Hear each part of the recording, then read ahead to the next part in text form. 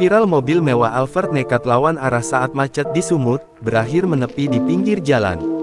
Beredar sebuah video yang memperlihatkan sebuah mobil mewah warna hitam nekat melawan arah saat terjadi kemacetan viral di media sosial. Video tersebut salah satunya diunggah oleh akun Instagram @memomedsos. Berdasarkan keterangan unggahan tersebut, kejadian tersebut terjadi di Simpang RGM, Kabupaten Asahan, Sumatera Utara. Dalam video tersebut, terlihat sebuah mobil mewah berjenis Toyota Alphard berwarna hitam sedang tak berada di jalurnya. Diduga Alphard hitam tersebut nekat melawan arah untuk mendahului kemacetan yang terjadi. Namun, dengan kondisi padat kendaraan yang juga terjadi di jalur sebaliknya mengakibatkan Alphard itu tertahan.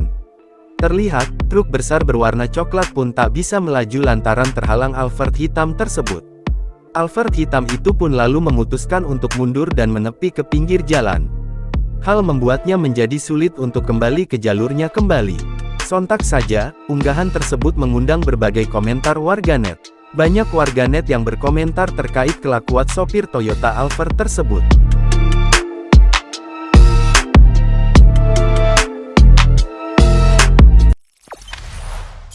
Jangan lupa subscribe, share, komen, dan like ya.